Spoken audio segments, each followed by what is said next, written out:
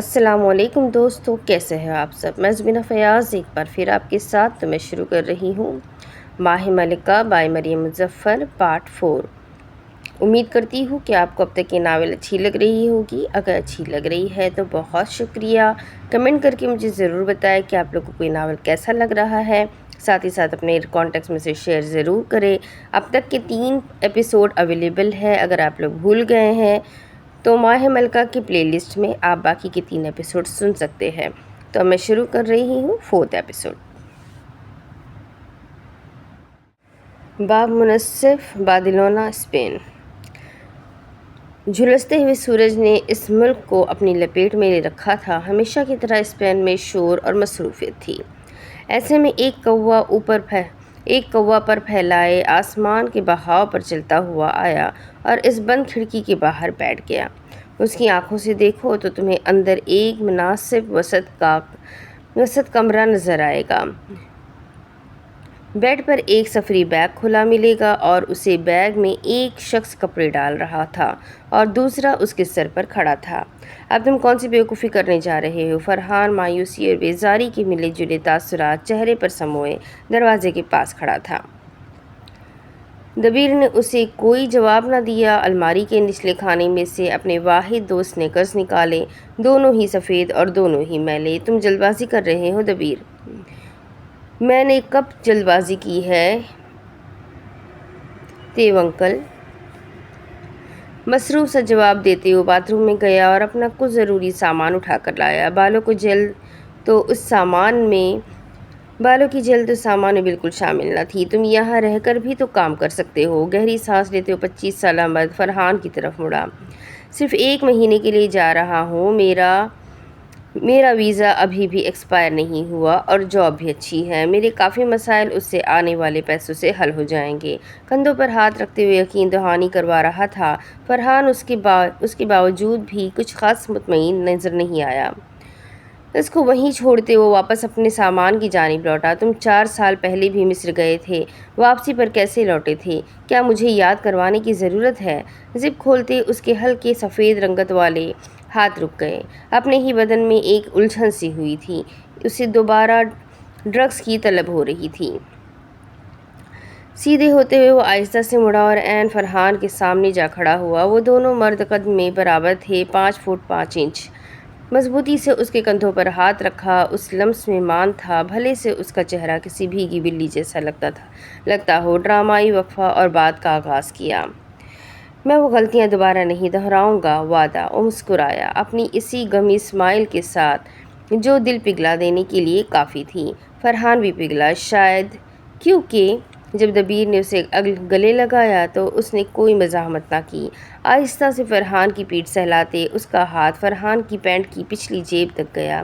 نظریں ترچھی کر لی، اس کا چہرہ البتہ خالی رہا۔ ٹوڈو ایرابین۔ جیب سے والیٹ نکالتے اس نے ہلکی سی سرگوشی کی۔ یہ اس کا اور فرحان کا ایک آپس میں طے شدہ جملہ تھا کہ سب ٹھیک ہو جائے گا۔ فرحان نے وہی الفاظ دہرائے، ایسے جیسے ایک امن کا پیغام ہو، کوئی دعائیہ الفاظ ہو۔ ٹوڈو ایرابین۔ والیٹ سے پیسے نکالتے اس نے والیٹ دوبارہ اس کی جگہ پر رکھ دیا۔ مجھے معاف کر دینا، تینوں خود کلامی کرتا وہ الگ ہوا اور مسکراتے ہوئے اسے دیکھا۔ مگر ابھی مجھے اس کی تم سے زیادہ ضرورت ہے۔ دونوں نے ہاتھ ملایا۔ فرحان کی آنکھیں اداس تھیں، دبیر کی آنکھوں میں نمی تھی، کون جانے کیوں۔ باب ملکہ۔ وہ جس کی چمکتی نگاہیں ہیں، دل کو پھر بھی بھاتی ہے۔ الیگزینڈریا، مصر۔ لبوں پر ہلکی دھن بجاتے وہ اپنے کمرے میں داخل ہوئی۔ گیلے بال تولیے میں قید تھے اور ڈھیلی سفید شرٹ پر قطرے گر رہے تھے۔ الماری کے دونوں پٹ وا کرنے پر اس نے کپڑوں کی بار کو دیکھا۔ ارد گرد ایک پنکھے کے چلنے کے علاوہ اور کوئی آواز نہ تھی۔ وہ والا سیاہ رنگ کا بلیزر ہینگر سمیت اتارتے مسکراتی نظروں سے اس کے ایک کالر پر سونے کی لگی چینز پر ہاتھ پھیرنے لگی۔ یہ بلیزر اس کی سب سے پہلی روم میٹ کی طرف سے دیا گیا تحفہ تھا۔ ہاں، مانا کہ المیرا نے اس سے ایک کالج پارٹی کے لیے ادھار لیا تھا اور پھر واپس کرنا خود کے لیے گناہ کبیرہ سمجھا۔ لیکن تحفہ تو تحفہ ہوتا ہے، پیار سے دیا جائے یا مانگ کر لیا جائے۔ بلیزر سمیت سیاہ پینٹ پہنے اب وہ آئینے کے سامنے کھڑی تھی، گیلے بالوں کو تولیے سے سکھاتی وہ بیزار تھی۔ بس پیسہ آ جائے اس کے پاس خرید لے گی، وہ بھی اپنے لیے ایک ہیئر ڈرائر۔ بال اب سوکھ چکے تھے اور اپنے ازلی انداز میں بند تھے، مکمل سیدھے ہلکے بھورے ریشمی بال۔ اگر اس کے ڈریسنگ ٹیبل پر نظر دوڑاؤ تو تمہیں لپسٹک کا انبار ملے گا۔ یہی تھا المیرا کا پہلا شوق، رنگ برنگی سرخیاں جمع کرنا، اور ان میں سے سب سے نمایاں تھی چینل کی لپسٹکس۔ اپنے سارے پیسے وہ انہی میں ہی اڑا دیتی تھی۔ اس جامنی سرخی کو نہ دینے کی وجہ بھی یہی تھی کہ وہ چینل کی لمیٹڈ کلیکشن میں سے ایک تھی۔ ہلکی بھوری رنگ کی ایک لپسٹک اٹھائی اور اسے ہونٹوں پر لگایا۔ المیرا عنایت محسن احسان بن نوفل کے بابا سے ملنے جا رہی تھی، یوں ہی عام حلیے میں تھوڑی جا سکتی ہے۔ وہ الگ بات تھی کہ وہ احسان کی طرف کا سچ تھا، وہ جانتی تھی وہ اسے کبھی نہیں ملوائے گا۔ کون سا المیرا وہ واحد لڑکی تھی جس کے پیچھے تھا وہ۔ چھوٹی سی سیاہ ہیل کے اسٹرپ بند کرتے اس کی لپسٹک سے سجے ہونٹوں پر مسکراہٹ رچی تھی، باقی چہرہ میک اپ سے پاک تھا۔ ہیلز کی ٹھک ٹھک راہداریوں میں گونجتی لفٹ میں آ کر ختم ہوئی۔ سنہری رنگ کی لفٹ میں اس کے علاوہ ایک ادھیڑ عمر عورت اور اس کا 20-21 سال کا بیٹا تھا۔ المیرا کے بازو سینے پر بندھے تھے، گردن ہمیشہ کی طرح اٹھی تھی اور ہونٹ وہ بھی مسکرانا چھوڑتے تھے کیا۔ المیرا کے بائیں جانب شیشہ لگا تھا، لڑکا اس شیشے میں بنتے المیرا کے عکس کو دیکھنے لگا۔ وہ اس کی نظروں سے بے نیاز نہیں تھی، وہ بس ایسی نظروں کی عادی ہو چکی تھی۔ ساتھ کھڑی عورت مسلسل ہیزل آنکھوں والی المیرا کو دیکھ کر دل میں استغفر اللہ کا ورد کر رہی تھی۔ خاموش لفٹ آخری منزل پر پہنچی، ہلکے سے جھٹکے کے ساتھ دروازے کھلے، وہ بغیر اثر لیے نکل گئی۔ چال ویسی ہی مکار تھی، چہرے پر سجی مسکراہٹ مصنوعی تھی۔ وہ باہر نکلی تو احسان کی سیاہ گاڑی سامنے کھڑی تھی۔ ہیلو بیوٹیفل، گاڑی میں بیٹھتے ساتھ احسان نے اسے گلاب کے پھولوں کا بکے پکڑایا۔ پھول المیرا کی محبت تھے، جو سا بھی ہو اس کے دل کے بہت قریب تھے۔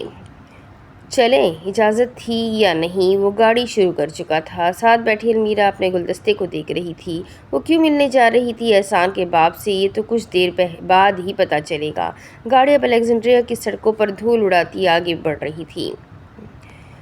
باب خادم، قاہرہ، مصر۔ دیوار گیرز کھڑکی میں سے ڈوبتے سورج کی کرنیں اندر اسٹڈی میں آ رہی تھی۔ کمرے کے بیچوں بیچ بیٹھے فاتر نے سیاہ ہوڈی کے نیچے گہری سرمئی سویٹ پینٹس پہن رکھی تھی، گلے میں سے سفید شرٹ نمایاں تھی، یوں لگتا تھا وہ غالباً جاگنگ یا جم سے ہو کر آیا ہے۔ کمرے میں خاموشی تھی، دروازہ بند تھا۔ اندر بیٹھا فاتر اسلام اپنے فون میں مگن تھا یا پھر مگن ہونے کی اداکاری کر رہا تھا۔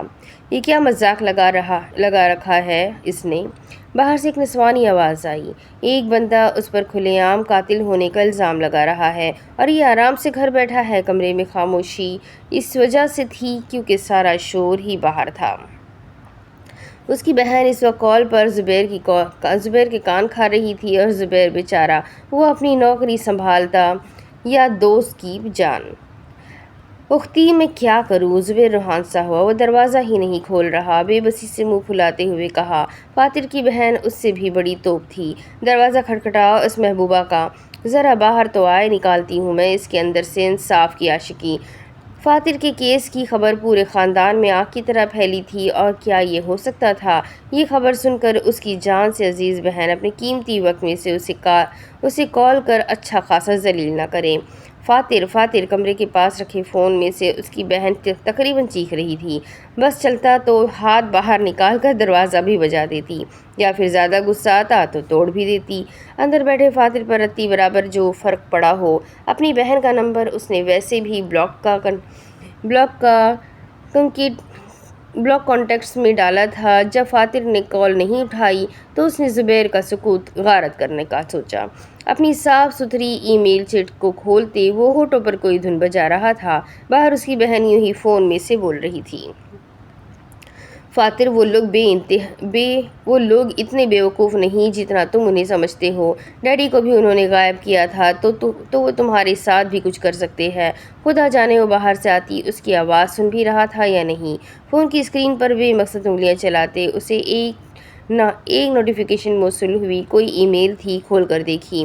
وہ ہنوز اسی انداز میں بیٹھا تھا، گردن کندھوں میں جھکائی، کونیوں کو گھٹنوں پر رکھے۔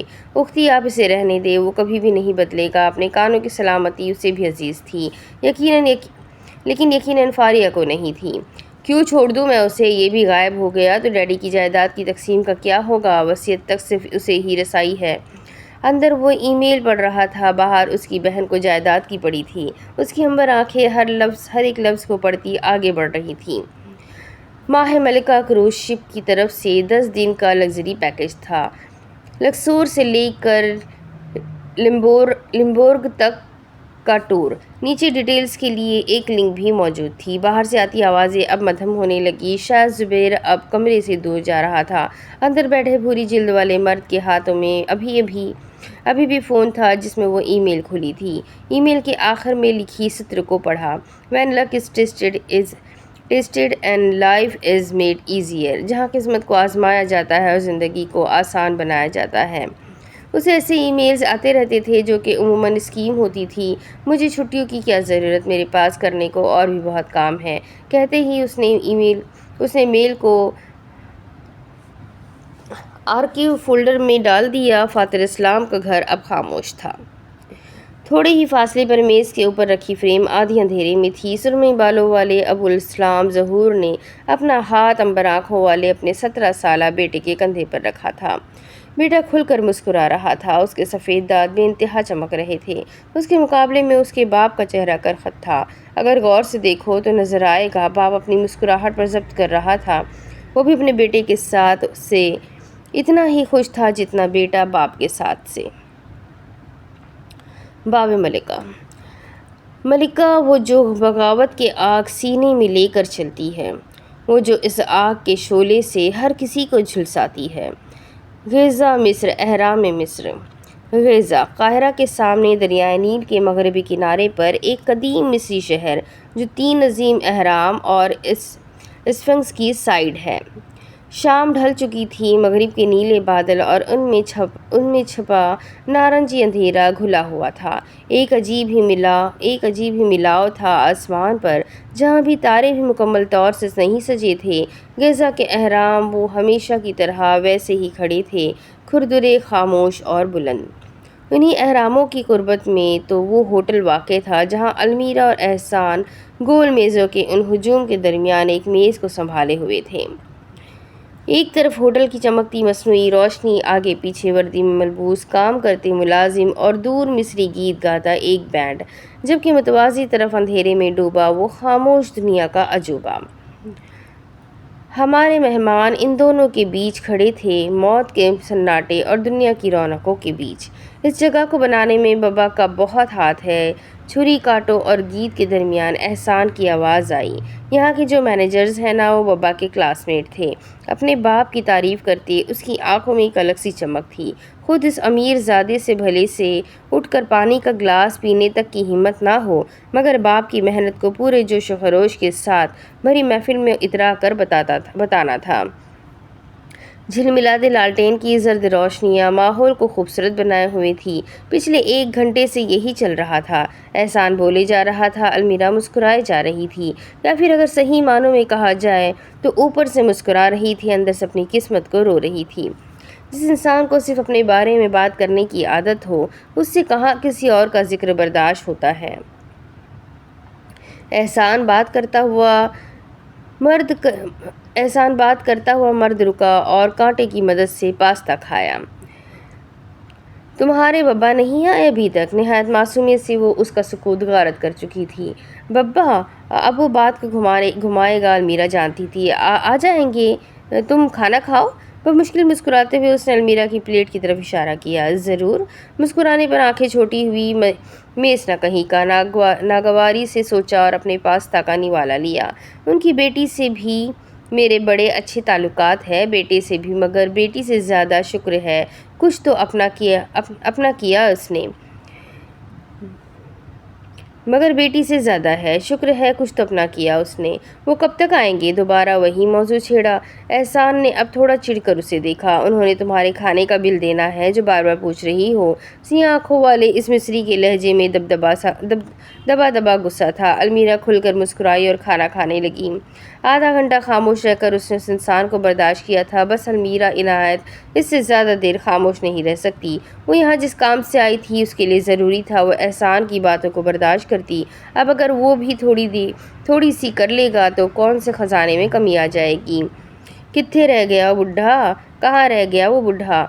دل میں بولتی المیرا بیزار تھی۔ صبر کا پھل میٹھا ہوتا ہے، اس کا پھل کہاں تھا؟ آدھا گھنٹہ ہو گیا تھا، اس کا پھل لاپتہ تھا، اور اگر مزید کچھ دیر ہوئی اس کا صبر بھی گل سڑ جائے گا۔ احسان اب اپنی کسی بات پر ہنس رہا تھا۔ عجیب بندہ ہے یہ، مجھے کیا یہاں سنانے کے لیے بٹھایا ہے؟ المیرا نے اس کی بات کاٹنے کے لیے لب وا کیے۔ احسان نے پہلے ہی اسے ٹوک دیا۔ بابا کے بارے میں بولنا ہے تو بات کرنے سے گریز کرو۔ اٹھی انگلی کے ساتھ تنبیہ کی۔ اب المیرا کو اس کھیل میں مزہ آ رہا تھا۔ لوگوں کی برداشت کے ساتھ کھیلنا اس کا پسندیدہ مشغلہ تھا۔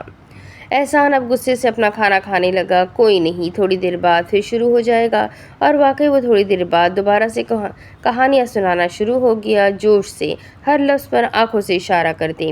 المیرا جو سر ہلاتے اسے دیکھ رہی تھی، دفعتاً چوکنا سی ہوئی۔ ہیزل آنکھوں میں اس وقت روشنی پڑی تو وہ ہلکی بھوری سی معلوم ہوئی۔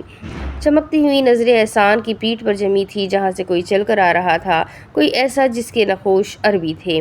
لمبا قد اور قدرے کمزور جسامت، سرمئی بالوں کا چھجا اور کلین شیو کے ساتھ چھوٹی سی اینک لگائے۔ احسان کا سر جھکا تھا، وہ کیچپ کی بوتل میں سے ساس نکالنے میں مشغول تھا۔ بھویں بنجی تھی، تاثرات قدرے چڑچڑے تھے۔ بول وہ ابھی بھی رہا تھا جب وہ آدمی احسان کے عین سر پر آ کھڑا ہوا۔ ہوٹل میں بھلے میرے بابا نے اپنا ہاتھ بٹایا ہو مگر آپس کی بات ہے، کھانا کوئی خاص نہیں۔ مجھ سے مشورہ لیا ہوتا تو آج یہ ہوٹل کامیاب بلندیوں کو چھو رہا ہوتا۔ تم سبھی مشورہ لے لیتے ہیں بیٹے؟ احسان تقریباً چیختے ہوئے کھڑا ہوا۔ میز کو ٹھوکر لگی، سارا سامان ہل گیا۔ کچھ لوگوں نے پیچھے مڑ کر بھی دیکھا، مگر جب آپ کے سر پر موت کھڑی ہو تو آس پاس کا کہاں ہوش رہتا ہے؟ بابا بنا آواز نکالے الفاظ توڑ کر ادا کیے۔ پیچھے مڑنے کی ہمت نہیں تھی۔ یہ تمہارے بابا ہیں؟ اگر معصومیت کا کوئی تمغہ ہوتا تو المیرا عنایت محسن کو تو وہ کسی جنم میں نہ نوازا جاتا۔ جی۔ نوفل بن احمد آگے آئے اور کرسی کھینچتے ہوئے بیٹھے۔ میں ہی ہوں اس ہڈ حرام کا باپ، چبا چبا کر کہتے وہ اپنی تیکھی نظریں احسان کی روحان سی شکل پر جمائے ہوئے تھے۔ زیر لب دعا کرتے اس نے اپنی آنکھیں بھی بند کر رکھی تھی۔ آنکھیں کھول لے بیٹے، سامنے موت کا فرشتہ بیٹھا ہے۔ ایک آنکھ کا کونا کھولتے اس نے ہلکی سی نظر اپنے باپ پر ڈالی، اپنے پیارے باپ پر، بابا پر۔ مر گیا وہ، اور دوبارہ اپنی کرسی سنبھالی۔ نظریں بھی نہیں ملا رہا تھا، ٹسک ٹسک ڈرپوک۔ محفوظ ہوتے اس نے پانی کا گلاس لبوں سے لگایا۔ بھوری لپسٹک کا نشان گلاس کے کناروں پر چپک کر رہ گیا۔ تھوڑی دیر کے لیے اس لمحے کو یہیں روکتے ہیں اور ریموٹ سے وقت ریوائنڈ کرتے ہیں۔ کل رات کا وقت۔ المیرا اپنے اپارٹمنٹ میں بیٹھی تھی۔ اس کے مالک مکان پرسوں دوپہر تک لوٹ جائے گی، اسی لیے تب تک وہ آزاد تھی۔ گود میں لیپ ٹاپ تھا اور ساتھ تلے ہوئے فرائز کا ڈبہ رکھا تھا۔ باہر سے لائی تھی وہ غریب۔ لیپ ٹاپ کی چمکتی اسکرین پر ایک کلین شیو چہرہ چھوٹی سی اینک لگائے نظر آ سکتا تھا۔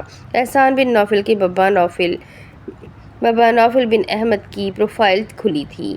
تم تو مجھے اپنے باپ سے نہیں ملواؤ گے؟ فرنچ فرائز اٹھا کر ساس میں ڈبویا۔ لیکن میں خود ضرور مل کر پوچھنا چاہوں گی، ایسا بیٹا پیدا کر کے آپ نے دنیا پر کون سا احسان کیا ہے؟ اس کے گول مٹول ساس سے لدھے ہاتھ اب تیزی سے ای میل ٹائپ کر رہے تھے۔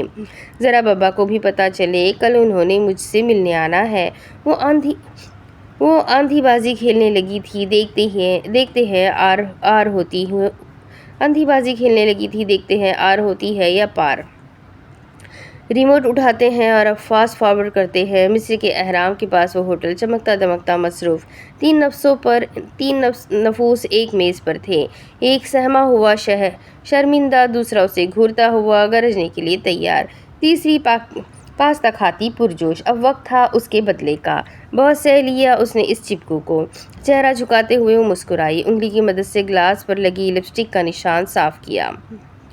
دنیا کا وہ عجوبہ خاموش تھا، ہزاروں لوگ اس کا سچ جاننے کو بےتاب تھے، مگر عجائب اپنا راز کہاں سب پر فاش کرتے ہیں۔ آس پاس ہر کوئی اپنے کام میں مشغول تھا، ویٹر آرڈر لے رہے تھے، گیت گانے والے اب کسی فرنگی جوڑے سے توصیفی کلمات سن رہے تھے، سارے میزوں کے درمیان بس ایک اس میز پر تناؤ تھا۔ احسان المیرا آمنے سامنے بیٹھے تھے اور اس کا باپ احسان کی بغل میں۔ جب سے اس کا باپ آیا تھا، احسان کو ہر نوالے کے ساتھ پانی پینے کی نوبت آن پڑی تھی۔ وہی کچھ ایسا رہا تھا، اس کے باپ کی چپتی نگاہیں اس کے چہرے سے ہٹ ہی نہیں رہی تھی۔ ویٹر نے پلیٹ میں سجی کشاری نوفل بن احمد کے سامنے لا کر رکھی۔ کشاری مصر کی ایک ڈش ہے جسے چاول، دال، میکرونی اور سوس ڈال کر تیار کیا جاتا ہے۔ اپنے کھانے میں وہ بھی چمچہ چلا رہے تھے، لیکن بس چلا ہی رہے تھے، نوالا ایک بھی نہیں لیا تھا۔ ان کے برعکس المیرا باپ بیٹے کی حالت کو بھرپور مزے لے کر دیکھ رہی تھی۔ تم تو ایم ڈی صاحب کے گھر ڈنر پر نہیں جا رہے تھے؟ چھوٹی فریم والی اینک کی مدد سے اپنے ہڈ حرام بیٹے کو دیکھتے وہ مسلسل کانٹا اپنے کھانے میں اوپر نیچے مار رہے تھے۔ وہیں جا رہا تھا بابا، حلق سے مشکل نوالا اتارا۔ تو پھر یہاں کیا اس لڑکی سے دعا کروانے آئے ہو؟ المیرا نے اپنی مسکراہٹ روکی۔ احسان نے جھرجھری دی۔ کون ہے یہ؟ اونچی آواز میں سوال کیا۔ آس پاس کے شور میں کسی نے کون سا پرواہ کرنی تھی؟ ویسے بھی وہاں اتنی آواز میں بات کرنا ہی صحیح سمجھا جاتا تھا۔ بہن ہے، احسان نے منمناتے ہوئے جلدی سے کہا اور زبان دانتوں تلے دبا لی۔ المیرا نوفل بھی ششدر رہ گئے۔ یہ کس اعلیٰ پائے کے گدھے کو پیدا کر لیا ہے انہوں نے؟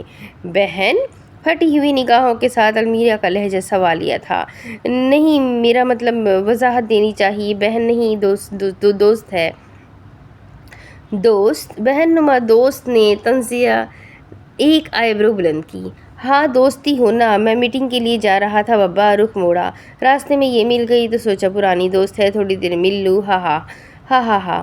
وہ گدھا ہنس کیوں رہا تھا؟ بلکہ یہ چھوڑو، وہ وہاں بیٹھا ہی کیوں تھا؟ خیر المیرا، تم سے مل کر بہت اچھا لگا، امید ہے آئندہ ہم کسی اچھے موقع پر ملیں۔ منگیتر ہوں میں اس کی۔ وہ جو میز سے اپنا سامان سمیٹتے کھڑا ہو رہا تھا، المیرا کے کہنے پر بے اختیار تھم گیا۔ ہے؟ آنکھیں تھی کہ حیرت کے مارے کھل گئی، آوازیں تھی جو آس پاس کی بند ہو گئی۔ 1 سال سے جانتا ہے آپ کا بیٹا مجھے، سال سے اس کے آسرے پر بیٹھی ہوں، میرے آسرے پر۔ بہن تم تو میری کال بھی نہیں اٹھاتی، اتنی دفعہ وعدہ کیا ہے اب آپ سے ملواؤں گا، آج نہیں چلو کل نہیں چلو پرسوں، تھک گئی ہوں میں اس کے وعدوں سے۔ کون سے وعدے؟ احسان کے سر پر ایک کے بعد ایک بم گر رہا تھا۔ المیرا اس وقت کسی ڈرامے کی وہ ہیروئن بنی تھی جس پر پورے سیریل میں ظلم ہوتا رہا ہو، اور اب آخری قسط میں وہ خود کے ساتھ ہونے جانے والے ناانصافیاں گنوا رہی تھی۔ بابا جھوٹ بول رہی ہے یہ۔ وہ ابھی بھی کھڑا تھا جب ایک ویٹر نے آ کر اسے بیٹھنے کا اشارہ کیا۔ سر بیٹھ جائے، آپ کے شور سے باقی مہمان بھی ڈسٹرب ہو رہے ہیں۔ ناگوار نگاہ ڈالتے وہ بیٹھ گیا۔ تو تم چھوڑ کیوں نہیں دیتی اس نالائق کو؟ نوفل نے المیرا کی آنکھوں میں جھانکا۔ وہاں صرف دکھ تھا، نمی آج بھی نہیں تھی۔ المیرا نے گسیلی نگاہ اپنے منگیتر پر ڈالی۔ احسان نے اسے ایسے کیا دیکھ رہی ہو والی نظر سے دیکھا۔ چھوڑ دیتی، چہرے کی سختی میں کمی آئی۔ اگر اپنا وقت اور پیسہ اس پر برباد نہ کیا ہوتا۔ احسان اس کی بات پر ایک مرتبہ دوبارہ کھڑا ہو گیا۔ کون سے پیسے، کون سا وقت؟ گدھوں کی طرح تمہارے پیچھے میں آتا رہا ہوں، تم نے تو ایک مرتبہ بھی مجھے ہری جھنڈی نہیں دکھائی۔ کچھ نخریلے مہمانوں نے اس جذباتی مصری کو نخوت سے دیکھا۔ سر بیٹھ جائے آپ۔ ویٹر کی بات ابھی پوری نہیں ہوئی تھی جب وہ غصے سے بیٹھا اور زور سے کرسی آگے کھینچی۔ انگلی اٹھا کر وہ کچھ بولنے والا تھا جب اس کی نگاہ المیرا کی آنکھوں کی جانب اٹھی۔ اس وقت بھوری دکھنے والی وہ آنکھیں مسکرا رہی تھی اور المیرا کی آنکھیں کب مسکراتی تھی۔ احسان کی ساری حسیں چوکنا ہوئی، مگر اب بازی ہاتھ سے نکل چکی تھی۔ تم تو اس لڑکی کا پیچھا کرتے رہے ہو۔ نوفل ہاتھوں کو آپس میں ملاتے میز پر آگے ہوئے۔ احسان نے پچھتاتے ہوئے آنکھیں بند کر لی۔ جذبات میں وہ کیا بول گیا تھا؟ تم آج بھی لڑکیوں کا پیچھا کرتے ہو؟ احسان سہمی نگاہوں سے المیرا کو دیکھ رہا تھا۔ المیرا فاتح نگاہوں سے پیچھے ہو رہی تھی۔ تمہیں شرم نہیں آتی؟ نہیں، بے دھیانی میں اس کی زبان پھسلی، لیکن اگلے ہی لمحے اس نے خود کو روک لیا۔ آتی ہے نا؟ نوفل خاموش نگاہوں سے اسے دیکھنے لگے۔ وہ نگاہیں خاموش ضرور تھی، مگر وہ پھر بھی کافی کچھ بول رہی تھی۔ شرمندگی، نفرت اور مایوسی۔ انگوٹھی نکالو۔ اپنے باپ کے حکمیہ انداز میں کہی گئی بات اسے سمجھ نہ آئی۔ نوفل اپنی کرسی پر پیچھے ہوئے اور کوٹ درست کیا۔ انگوٹھی بابا؟ الجھن بھرا سوال تھا۔ ایسے کیا دیکھ رہے ہو؟ ہلکی سی گھوری پر اس نے نظر جھکا لیا۔ نکالو وہ انگوٹھی جو ہر لڑکی کو بیوقوف بنانے کے لیے پہناتے ہو۔ ایک نہ ایک دن تو کسی کو مستقل طور پر پہنانی ہی تھی نا۔ بابا آپ؟ وہ لاجواب ہی تو ہو گیا تھا۔ آخر کو باپ باپ ہوتا ہے۔ کیا میں انگوٹھی نکالوں؟ اور آپ کا نام کیا ہے بیٹا؟ وہ المیرا سے مخاطب ہوئے۔ المیرا عنایت محسن کمر اکڑا کر ایک ادا سے بولی، انگوٹھی نکالو اور المیرا کے ہاتھ میں پہناؤ۔ بابا؟ وہ صدمے سے دوبارہ کھڑے ہونے والا تھا جب وہ ویٹر پہلے ہی آیا اور اس کے کندھے پر دباؤ ڈالتے نیچے بٹھا دیا۔ اس نے غصے سے ویٹر کو دیکھا۔ ویٹر نے آگے سے اور بھی زیادہ غصے سے گھورا۔ یہ آج ساری دنیا اس کے خلاف کی ہو گئی تھی۔ شادی میری مرضی سے کرنی تھی نا۔ لو، میں نے پسند کر لی تمہارے لیے لڑکی۔ پہناؤ المیرا کو انگوٹھی۔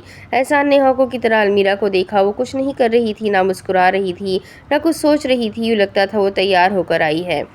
نکالو انگوٹھی احسان بن نوفل سختی سے کہا۔ احسان کے پاس کوئی راستہ بچتا تھا کیا؟ ہاتھ جیکٹ کی جیب میں ڈالتے اس نے جھجکتے ہوئے ایک مخملی جامنی ڈبی نکالی۔ اس کی حرکات سست اور بے دلی لیے ہوئے تھی۔ ایک نظر اپنے باپ کو دیکھا جو اس کو ہاتھ کے اشارے سے انگوٹھی پہنانے کو بول رہے تھے۔ دوسری المیرا پر ڈالی جو نظر جھکائے تھی، ڈرامہ باز کہیں کی۔ تمام راستے بند ہو چکے تھے۔ اپنی انگوٹھی کو خیر آباد کہنے کا وقت ہوا جاتا تھا۔ ہلکا سا کھنکارتے احسان نے بند ڈبی المیرا کے سامنے رکھ دی۔ ایسے نہیں۔ نوفل کے ٹوکنے پر اس نے ڈبی پیچھے کھسکائی۔ کیا معلوم باپ کا دل نرم ہو گیا ہو۔ ویسے پہناؤ جیسے اپنی محبوباؤں کو پہناتے ہو۔ احسان کی شکل ایسی تھی جیسے کسی نے اس سے اس کا آخری سہارا بھی چھین لیا ہو۔ غصہ پیتے اس نے ڈبی المیرا کے سامنے کی اور دوسرے ہاتھ سے اسے کھولا۔ بڑا سا ہیرا المیرا کی رال ٹپکانے کے لیے کافی تھا۔ فوراً سے ہاتھ آگے کیا۔ اس کی پھرتیاں دیکھتے احسان سمیت نوفل بھی حیران رہ گئے۔ المیرا کا بس چلتا تو انگوٹھی جھپٹ کے خود پہن لیتی۔ احسان نے ٹھنڈی آہ بھرتے بات کا آغاز کیا۔ ول یو میری می؟ ایک سیکنڈ نہیں لگا تھا اسے جواب دینے میں۔ یس۔ ہیزل آنکھوں میں ہیرے کی محبت کا عکس تھا۔ احسان نے المیرا کا گول مول سفید ہاتھ تھاما اور بائیں ہاتھ کی رنگ فنگر میں وہ چمکتا ہوا ہیرا پہنا دیا۔ اس کی تو جیسے عید ہو گئی۔ خوشی اور مسرت کے ایسے جذبات اسے کبھی محسوس نہیں ہوئے تھے۔ بار بار ہر زاویے سے اپنے ہیرے کو دیکھتی لڑکی بھول گئی تھی وہ کہاں ہے۔ احسان نے آنکھ کے کنارے سے اپنا کھانا کھاتے باپ کو دیکھا۔ وہ غصے سے خالی ڈبی جیب میں رکھ لی۔ اب اسے اپنے شوق کے لیے ایک اور انگوٹھی پر پیسے ضائع کرنے پڑیں گے۔ گریٹ۔ ہیزل آنکھوں والی لڑکی ابھی بھی خود کو ساتویں آسمان پر اڑتا ہوا محسوس کر رہی تھی۔ ہلال اپنے پورے حسن کے ساتھ آسمان پر جلوہ افروز ہو چکا تھا۔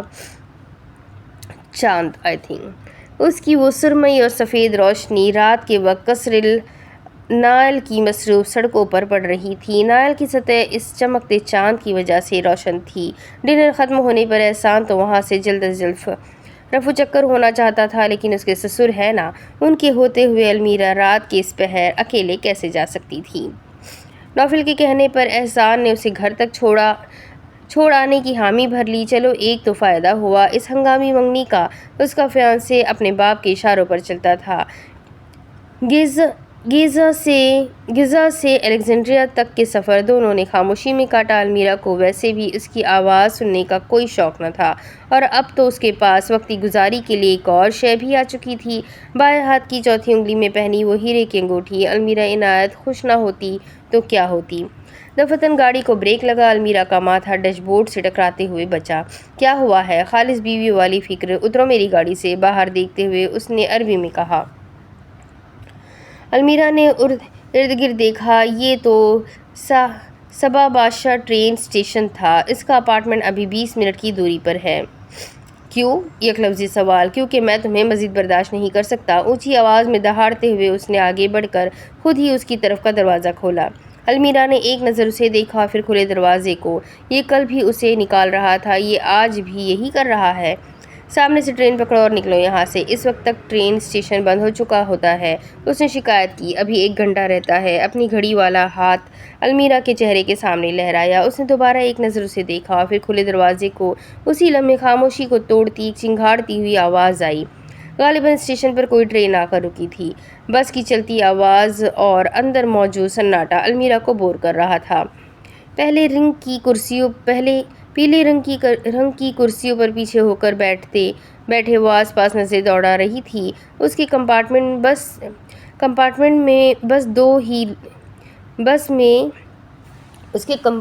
बस में 2 ही लोग थे। एक बूढ़ी औरत उसके साथ वाली कुर्सी पर बैठी ऊँघ रही थी और एक 17-18 साल लड़का सामने बैठा हेडफोन्स लगाए मोबाइल पर कोई गेम खेल रहा था। अलमीरा को खामोशी से बेजारी होती थी। चेहरे पर बेजारी और आंखों में बोरियत लिए वो सामने लगी स्क्रीन पर बस का रूट देख रही थी। बदतमीज एहसान उतार कर चला गया उसे। अभी मज़ीद 15 मिनट थे उसके स्टॉप आने में। वक्त गुजारी के लिए उसने अपने बैग से फ़ोन निकाला। ज़रा हीरे की तस्वीर खींच कर देखे तो सही कैसा लगता है हाथ पर। बाया हाथ सामने फैलाते उसने उसे तस्वीर में कैद किया। तस्वीर जैसी मर्जी आई हो, कम से कम उसकी डायमंड की अंगूठी तो चमक रही थी ना। दफतन उससे अपने दाएं कंधे पर हल्का सा बोझ पड़ता महसूस हुआ। आहिस्ता से नजरें फेर कर देखा। वही बड़ी उम्र की औरत ऊँघने की बजाय उसके कंधों को बतौर सरहाना इस्तेमाल कर रही थी। बगैर हड़बड़ाए उसने आराम से बुढ़िया के सफ़ेद बालों वाले सर पर हाथ रखकर और फिर इतने ही आराम से सर अपने कंधे से हटाया। मगर मजाल हो जो वो औरत उठी हो। हिलती हुई ट्रेन के साथ वो औरत भी हिल रही थी। अलमीरा ने उसे नज़रअंदाज करते अब हीरा वाला हाथ चेहरे के साथ लगाया। होठ मुस्कुराए तो आंखें भी किनारों से छोटी हुई गोल आंखें मुस्कुराने पर बादामी लगती थी। तस्वीर खींचने के लिए उसने उंगली आगे बढ़ाई जब दोबारा वो औरत हिलते हुए आई और उसके कंधे पर डेरा डाल लिया। इस बार थोड़ी बेजारियत और पिछली बार से कम प्यार से उसने औरत को खुद से दूर किया। पूरी तरह उसे कुर्सी पर सही से लिटाते उसने ये अमल यकीनी बनाया कि अब वो औरत उसे तंग नहीं करेगी। हल्के भूरे बाल और सिया कोट वाली अलमीरा दोबारा से अपने फ़ोटो सेशन में जुट गई। बमुश्किल 5 मिनट भी नहीं गुजरे होंगे और बस रुक गई। अलमीरा ने एक नज़र स्क्रीन पर डाली। उसका स्टेशन नहीं था। क्यूरेटर लड़की की मशीनी आवाज़ आई। अलमीरा के साथ बैठी बुढ़िया जैसे तैयार थी नींद की वादियों से झटके से लौटी और तुरंत खड़ी हुई। वो हक्का बक्का रह गई। इतनी गहरी नींद से कैसे जाग गई? आओ देखा न ताओ। बुढ़िया ने अपना पर्स पकड़ा, सफ़ेद बालों को हाथ से दुरुस्त किया और तस की आवाज़ से खुलते दरवाजे से बाहर हो गई। अलमीरा ने एक नागवार निगाह उस पर डाली और फिर अपने फ़ोन को देखने लगी। उन अखियों से उससे कुछ नज़र आया। जहाँ वो औरत बैठी थी उधर कुछ कागजात ऊपर नीचे रखे थे। अलमीरा ने गर्दन फेर कर उन्हें देखा। जर्द सफ़ेद रंग के पोस्टर। आंखों में हैरत और उलझन लिए उसने वो उठाया। औरत तो जा चुकी थी, अब वो कागजात किसे देती? आगे पीछे करती उसने उनका तफसीली जायज़ा लिया। माह मलका क्रूज शिप्स की तरफ से 10 दिन मिस्र की ट्रिप का पोस्टर था। हर लफ्ज़ के साथ उसकी आंखों में सताइश और तजस्सुस के जज्बात में इजाफा होता गया।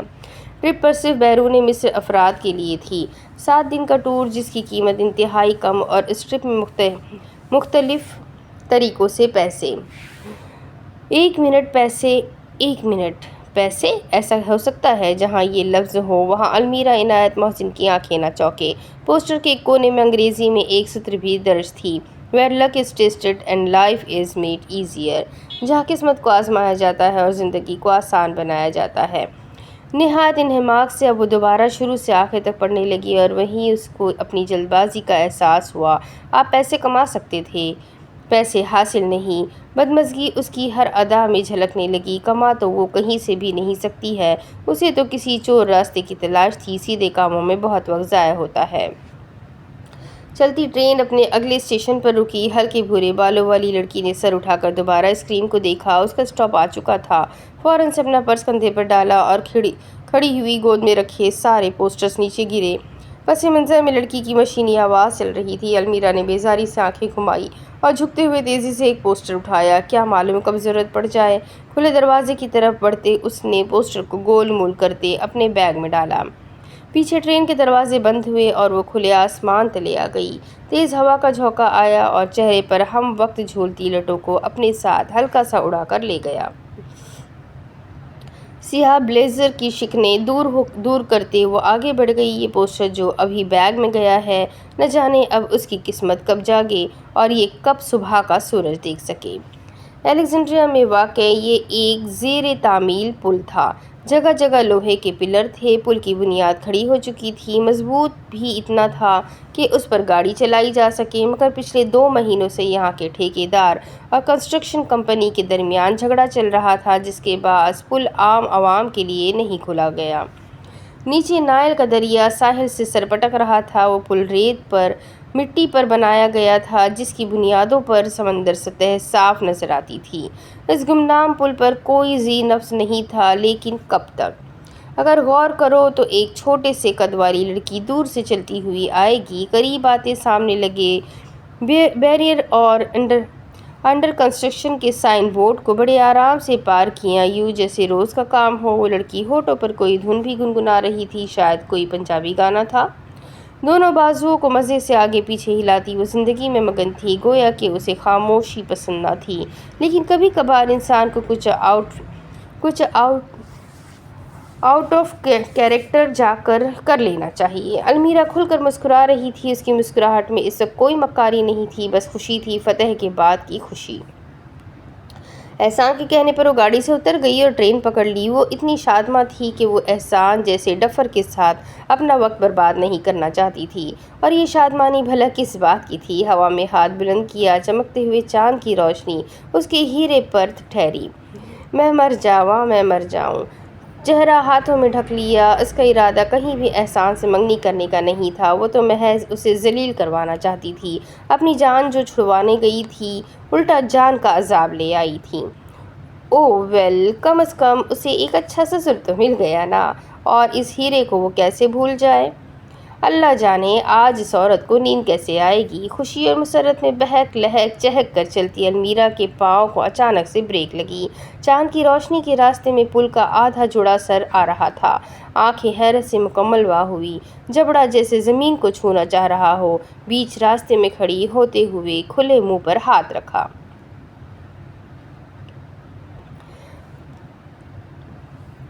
باب منصف مصر۔ وہ اپنی منزل تک پہنچ چکا تھا۔ کھلے آسمان پر چمکتے تارے اور چاند اس کو خوش آمدید کہہ رہے تھے، یا پھر الوداع۔ خدا نے رات اتنی خوبصورت کیوں بنائی ہے؟ خدا نے رات میں اتنا سکون کیوں رکھا ہے؟ سفید ٹی شرٹ سے نظر آتے اس کے کمزور بازو آسمان میں پھیلے تھے۔ دبیز السازار کے ایک ہاتھ پر پلستر تھا، ایک ٹانگ پر پٹی اور ایک آنکھ پر آئیڈین میں ڈوبا روئی کا گولا۔ ساحل سے سر پٹکتا سمندر اس خاموش رات میں واحد آواز تھا۔ ایک لہر آتی تو گیلی مٹی کی خوشبو دبیر اپنے اندر اتارتا، دوسری لہر آتی تو پرسکون ہو کر خود کو اس سحر زدہ شب کے حوالے کر دیتا۔ اس کی آنکھیں بنتی اور خود وہ زمین سے بلند۔ خاموش رات اسے الوداع کہتی تھی، اپنے ایک چاہنے والے کو۔ وہ ہاتھ پھیلائے پل کے کنارے کھڑا مرنے کو تیار تھا۔ یہی لمحہ تھا، بس اب مزید نہیں۔ اس کی برداشت کی حد ہو چکی تھی۔ بس یہ ایک چھلانگ اور سب ختم، کوئی دکھ نہیں، کوئی تکلیف نہیں، تمام غموں سے نجات۔ اس نے دماغ پر زور ڈالا، مرنے سے پہلے اس کی آخری یاد کیا ہونی چاہیے؟ نہ چاہنے کے باوجود بھی اس کی بند آنکھوں کے پیچھے ایک ہی منظر چل رہا تھا۔ خون میں لپٹی 2 لاشیں، ایک مرد ایک عورت۔ مرد کے ہاتھ میں خون آلود چاقو، عورت کے قریب خون آلودگی۔ 10 سالہ دبیر السازار اپنے ایڈکٹ ماں باپ کی لاشوں کے پاس کھڑا تھا۔ ایک آخری لمبی سانس اندر اتارتے وہ تیار تھا۔ شکریہ ماما بابا، کبھی کچھ نہ کرنے کے لیے، میری موت آپ کے نام۔ وہ چھلانگ لگانے کے لیے آگے ہوا جب رکو جاری ہے۔ اب اس کے بعد اگلا قسط میں آپ کو اگلی کہانی میں اگلے ویڈیو میں سناتی ہوں کہ اب اس کے آگے کیا ہے، تو یہ جاننے کے لیے میرے ساتھ بنے رہیں۔ اس کے لیے ہمیں نیکسٹ ایپیسوڈ پر جانا ہوگا، تو جلدی سے چینل کو سبسکرائب کر دیں، بیل آئیکن کو ضرور دبا دیں۔ ویڈیو پسند آئے تو اسے لائک کریں، شیئر ضرور کریں اور کمنٹ کر کے ضرور بتائیں کہ آپ کو یہ ناول کیسا لگ رہا ہے۔ اب 4 ایپیسوڈ ہو چکے ہیں، تو آپ لوگ 4 ایپیسوڈ ایک ساتھ بھی سن سکتے ہیں۔ تو انشاءاللہ ملتے ہیں اگلے ویڈیو میں، تب تک کے لیے اپنا خوب سارا خیال رکھیں، مجھے بھی دعاؤں میں یاد رکھیں۔ اللہ حافظ۔